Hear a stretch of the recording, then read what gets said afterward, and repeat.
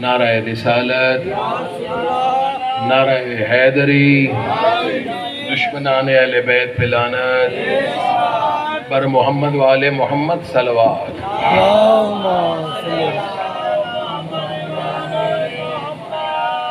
اعوذ باللہ من الشیطان اللعین الرجیم، بسم اللہ الرحمن الرحیم، الحمدللہ رب العالمین، الصلاة والسلام وتحیۃ والاکرام علی اشرف الانبیاء والمرسلین، سید الوصیین وشفیع المذنبین وخاتم النبیین، جد الحسن والحسین، سیدنا و مولانا بالقاسم محمد صلی اللہ علیہ وسلم۔ الصلاة والسلام علی اخیہ و وزیرہ و وارث علمہ و اہل بیت طیبین الطاہرین المعصومین المظلومین و اصحاب المنتخبین المنتجبین۔ الصلاة والسلام علی حسین وعلی علی بن حسین وعلی اولاد الحسین وعلی اصحاب الحسین۔ اما بعد فقد قال اللہ تعالی فی کتاب المجید وفرقان الحمید وقول الحق، بسم اللہ الرحمن الرحیم، ان اللہ وملائکتہ یصلون علی النبی یا ایھا الذین آمنوا صلوا علیہ وسلموا تسلیما۔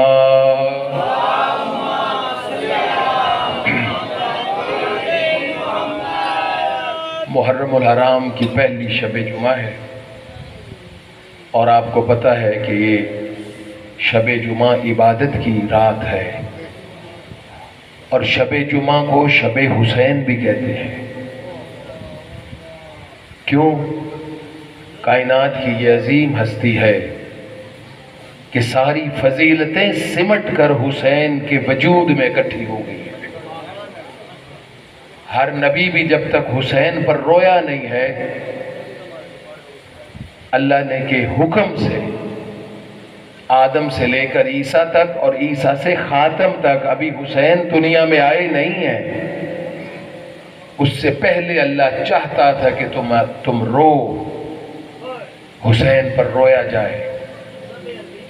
ذبح عظیم ہے، جو ذبح نہیں ہوئے اسماعیل مقام ذبح پر پہنچے ہیں، اس کا اتنا مقام ہے کہ قیامت تک اس کی شبیہ نہ ہوگی، اللہ کی حجت تمام نہیں ہوگی۔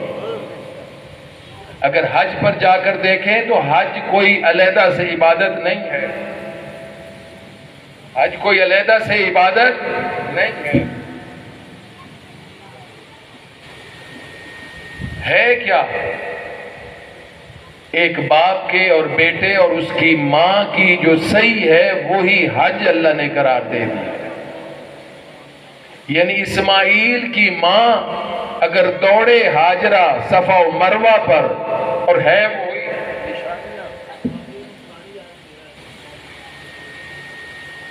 نشانیاں، اور اللہ نے کہا یہ پہاڑیاں تو بہت ہیں لیکن یہ عام پہاڑی نہیں ہے، یہ شاعر اللہ ہے، یہ اللہ کی نشانی بن گئی ہے۔ پہاڑیاں تو اور بھی بہت ہیں، اللہ باقی پہاڑیاں تیری شاعر اللہ کیوں نہیں ہے؟ کہا نہیں، باقی اس لیے نہیں ہے، ہاجرہ معصوم نہیں تھی، ایک نبی کو بچانے کے لیے جس پہاڑی پر دوڑی ہے وہ اللہ نے اپنی نشانی قرار دے دی ہے، وہ بھی پتھر ہی، اور بھی بہت پہاڑیاں ہیں وہاں پر۔ کیا سب پہاڑیوں کو چومتے ہیں جا کے حاجی؟ نہیں، ان پہاڑیوں پر قدم بھی رکھتے ہیں اور بوسے بھی لیتے ہیں کہ یہ اللہ سے منسوب ہو گئی ہے۔ اور جو مقام ذبح پر پہنچے اللہ اس کا یہ مقام، اس کی ماں کا یہ مقام ہے، اور جو ذبح ہو جائے وہ جو ذبح نہ خود ہو بلکہ سارا کنبہ ذبح کر، اس کا کیا مقام ہوگا؟ تو یہ شب حسین ہے، شب جمعہ، اس میں اپنے مرحومین کو یاد کیا کریں، اور اس میں اپنے گناہوں کی مغفرت پر طلب کیا کریں کہ اللہ میں گناہوں میں لت پت ہو گیا ہوں تو مجھے معاف فرما دے۔ جس طرح شب جمعہ گناہوں سے باقی دن کے کیے ہوئے گناہوں کو مٹانے کی رات ہے، اور اس میں سب سے بڑی عبادت کا نام ہے محمد و آل محمد پر درود پڑھنا۔ صلی اللہ درود پڑھنے کے بہت اجر و ثواب ہے۔ سب سے جلدی کسی مرحوم کے لیے آپ مغفرت کے لیے قرآن بھی پڑھتے ہیں، اس کی قضا نمازیں بھی پڑھتے ہیں، سال ثواب کے لیے بہت کچھ کرتے ہیں۔ یہاں تک روایات میں آیا ہے کہ اگر مرحومین کے لیے جتنا بھی اجر ثواب کر لو، جتنا پڑھ لو، سب سے پہلے جو بارگاہ الہی میں پہنچتا ہے وہ درود ہے جو آپ پڑھ کر ہدیہ کرتے ہیں۔ سب سے تیزی سے پہنچتا، سب سے پہلے پہنچتا ہے، اور اللہ اس کا اجر و ثواب دیتا ہے۔ اور درود تو وہ آپ روایت سن چکے، اہل سنت نے بھی اسے نقل کیا ہے کہ کائنات کا نبی اور نبی کا وصی اور سرات سلمان فارسی ایک سفر پر جا رہے تھے، اور سفر پر جاتے ہوئے نخلستان سے گزرے، ایک باغ سے گزرے۔ ولی نے دیکھا کہ شہد کی مکھیاں ادھر باغ میں آنا، شہد کی مکھیاں ہیں جو میرے نبی کا طواف کر رہی ہیں۔ وہ نبی کیا جو جنوں انس کی زبان نہ سمجھے، جو جانوروں کی زبان نہ سمجھے، مخلوقات کی زبان نہ سمجھے۔ اب سلمان نے علی سے سوال کیا کہ مولا یہ مکھیاں طواف کر رہی ہیں اور کچھ بن بنا رہی ہیں، اور آقا آگے سے کچھ جواب دے رہے ہیں، یہ کیا کہہ رہی ہیں؟ اب سلمان تھے، پتہ تھے کہ علی جانتے ہیں، لیکن علی کا یہ اطاعت مصطفیٰ تھی کہ آؤ تم مجھ سے پوچھ رہے ہو تو آؤ میں تمہیں مصطفیٰ کی بارگاہ میں لے جاؤں۔ علی مصطفیٰ کے ہوتے ہوئے پہل نہیں کر سکتے تھے، کیا علی نہیں جانتے تھے، لیکن یہ حفظ مراتب ہے۔ اور علی نے مصطفیٰ کی زندگی میں سلونی نہیں کہا کہ جس کا شاگرد ہو، جب استاد دنیا میں ہے تو شاگرد کیسے بول سکتا؟ جانتے بھی تھے، لیکن کہا سلمان آؤ تمہارا سوال ہم نبی آقا کی خدمت میں رکھتے ہیں۔ آئے، کہا آقا سلمان کچھ پوچھ رہے ہیں۔ کہاں علی بتائیے کہ یہ مکھیاں آپ کا طواف بھی کر رہی ہیں اور آپ سے باتیں بھی کر رہی ہیں، اور یہ کچھ کہہ رہی ہیں، تو میرے آقا نے نبیوں کے نبی نے ارشاد فرمایا ہاں علی یہ کہہ رہی ہیں کہ ہم نے کچھ شہد اکٹھا کیا ہے، آج سردار الانبیاء ہماری قسمت جاگ گئی ہے کہ ہمارے قریب سے گزر رہا ہے، اور آپ کا وصی ہے جس کا چہرہ دیکھنا عبادت ہے، ہم ساری اکٹھی ہو کر عبادت کو آئی ہیں۔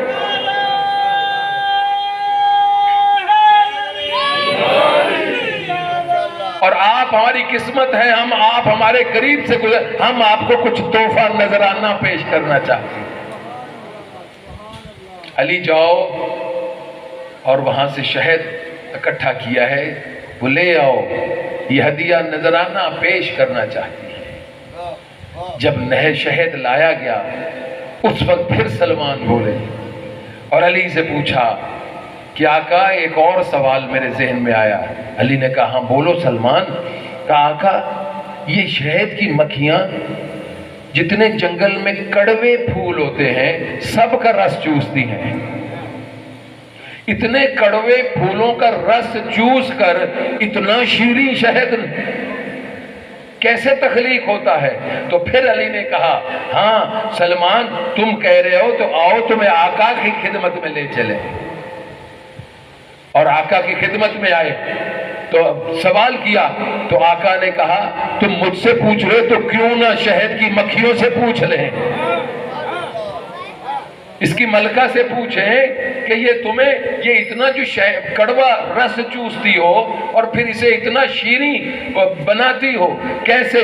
بلایا گیا، شہد کی مکھیاں حاضر ہوئی، ملکہ حاضر ہوئی، میرے نبی نے پوچھا کہ سلمان پوچھ رہا ہے، نبی تو جانتے تھے، سلمان پوچھ رہا ہے اتنا کڑوا رس چوس کر اتنا شیریں شہد کیسے بن جاتا ہے؟ تو مکھیوں نے درود و سلام پڑھ کر کہا کہ جب ہم شہد چوس لیتی ہیں تو اللہ ہم پر وحی کرتا ہے کہ اب چوس لیا رس، اب میرے محمد اور آل پر درود بھیجو۔ اللہ اکبر یا رسول اللہ حیدری یا علی. آقا ادھر ہم درود پڑھتی ہیں وہی کڑوا شیری میں تبدیل ہو جاتا ہے.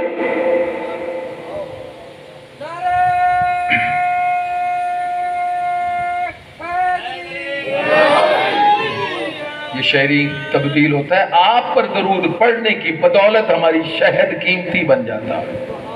ہم کچھ نہ تھیں اگر آپ پر درود نہ پڑھیں. میں کہتا ہوں کہ شہد کی مکھی اتنا جانتی ہے آپ اور میں درود پڑھنے والوں کی زبان میں کتنی مٹھاس ہونی چاہیے. کہ کئی بندے ڈر کے جو مگر بیٹھے پڑھتے نہیں اس پر بھی شاید میٹھی زبان ہی نہ ہو جائے ایسا گال بندہ کڑنا ہوتا ہے. کوئی ڈر بھی ہوتا نا کئی بندے نہیں پڑھتے چلو یا کئی آدھا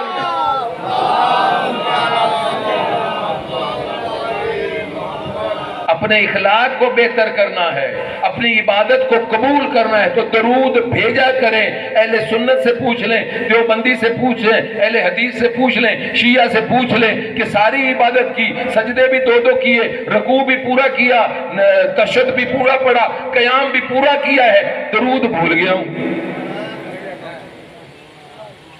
ہوں بڑی لمبی نماز پڑھی میں نے تو سورۃ البقرہ پڑھ دی پہلی رکعت میں دوسری میں نے سورۃ آل عمران پڑھ دی.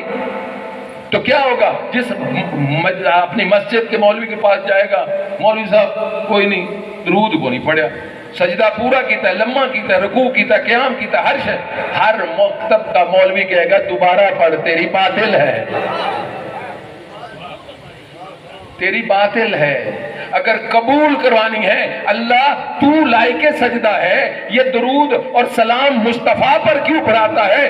اللہ فرماتا ہے تو آیا ہے میری بارگاہ میں آ کر مجھ سے مدد مانگ رہا ہے میں نے تجھے مصطفیٰ اور علی دیے جا ان سے لے لے.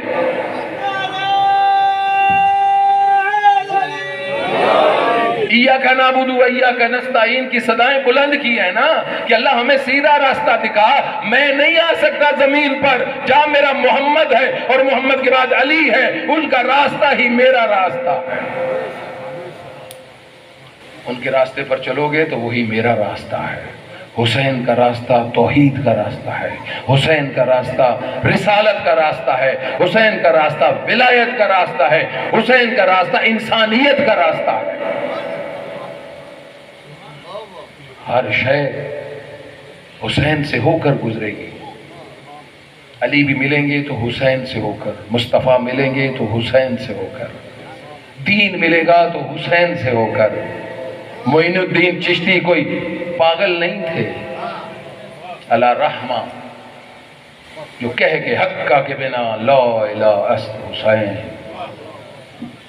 لا الہ کی بنیاد کا نام حسین ہے.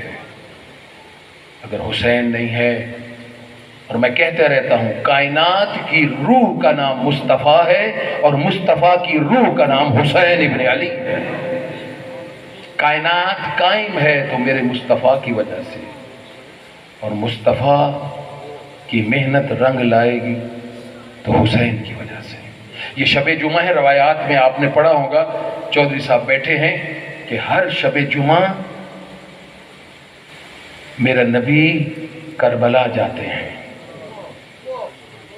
بلکہ ہر نبی مدینہ آتا ہے آدم سے لے کر عیسیٰ تک ہر نبی مدینہ منورہ قبر اطہر مصطفیٰ پر آتے ہیں کہ خاتم النبیین آپ کا شکریہ اگر آپ نہ ہوتے ہماری محنت ضائع ہو جاتی اللہ ہماری قبول نہ کرتا ہماری امت بھٹک گئی تھی آپ آئے تمام اسلام کو اللہ نے پسند کر لیا اللہ راضی ہو گیا آپ کے آنے سے راضی ہوا آپ کا شکریہ. قبر مطہر سے مصطفیٰ نکلتے ہیں اور کہا کہ علیکم السلام تم میرا شکریہ ادا کرنے آئے ہو کہ میں نے تمہاری محنت بچائی آؤ چلو اب اس کا شکریہ ادا کریں جس نے میری محنت کو بچایا. سارے انبیاء و مرسلین تشریف لاتے ہیں کربلا سلام پیش کرتے ہیں حسین ابن علی کو حسین ہمارا سلام ہو. ادھر حسین نانے کی تعظیم کے لیے قبر مطہر سے باہر ہے نانا میرا بھی سلام ہو آپ آئے، ادھر علی آتے ہیں، ادھر سیدہ آتی ہیں، سب اکٹھے ہوتے ہیں اور سلام کے بعد حسین روتے ہوئے کہتے ہیں آپ آئے، میرا دل کو تسلی مل گئی، نانا بابا علی اب مجھے اجازت دیجئے، مجھے کہیں جانا ہے۔ بیٹا کہاں جاؤ گے؟ کہا میں شام جاؤں گا اپنی بہن کا شکریہ ادا کرنے کہ اگر میری محنت کو بچایا ہے تو زینب کبریٰ نے بچایا ہے۔ زینب نہ ہوتی تو آج یہ صف عزا بچھانے کا ہمیں طریقہ نہ ہوتا، زینب نہ ہوتی تو حسین کی محنت نہ بچتی۔ اسی لیے وعدہ کیا تھا بی بی نے بھی، جب عالم ارواح میں ایک سنی عالم دین نے لکھا بھی ہے اور میں نے ان سے سنا بھی ہے کہ جب عالم ارواح میں سب نبیوں کو نبوت مابوس ہو گئی نا، سب کو مل گئی، تو اب اللہ کی آواز آئی، اے نبیوں میں تم میں سے تمہارا سردار چننا چاہتا ہوں، تمہارا سردار چننا چاہتا ہوں، لیکن اس کے لیے میری کچھ شرطیں ہیں۔ شرطیں رجسٹر پر لکھی ہیں، جو سردے اور ساتھ سردار تاج پڑا ہے سرداری والا، وہ شرطیں پوری کرو اور تاج کو اٹھا کر اپنے سر پر رکھ لینا۔ سارے نبی آئے، آدم آئے، نوح آئے، یعقوب آئے، یوسف آئے، نبیوں کی شرطیں دیکھتے گئے، پیچھے ہٹتے گئے، ابراہیم بھی آئے، کچھ شرطیں کہا اللہ مجھے قبول ہے۔ جب آخری شرطوں پہ آئے، ابراہیم نے بھی پشت کی، اسماعیل نے بھی پشت کی، عیسیٰ بھی پیچھے ہٹے، اب آگے بڑے خاتم النبیین رجسٹر کو دیکھتے جاتے تھے، پڑھتے جاتے تھے، روتے جاتے تھے، ابھی کچھ کہا نہیں ہے، اور علماء نے لکھا ہے کہ ابھی کچھ دیکھ ہی رہے تھے نا پیچھے سے، ابا کو کسی نے کھینچا، دیکھا 4 سال کا حسین ہے، کہا نانا تاج اٹھائے اپنے سر پر رکھے، رجسٹر جانے، شرطیں جانے، حسین جانے۔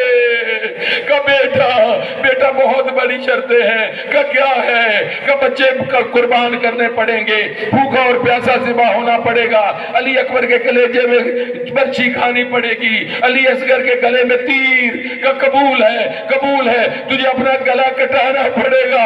کہا قبول ہے۔ اب محمد کی آواز رک گئے، نانا رک کیوں گئے؟ بیٹا اس کے بعد بھی نہ بچا تو اب کیا کر؟ کہا اور کیا کہنا ہے؟ بس یہ سننا تھا۔ 3 سال کی سیدہ زینب آگے بڑھی اور حسین کا دامن پکڑا، کہا حسین قبول کر لے، اگر پھر بھی نہ بچے دین میں چادر اپنی دے دوں گی، میں سب بازاروں میں جا کر کہوں گی میرا حسین زندہ باد ہے، باغی نہیں ہے، نمازی ہے۔ اللہ اللہ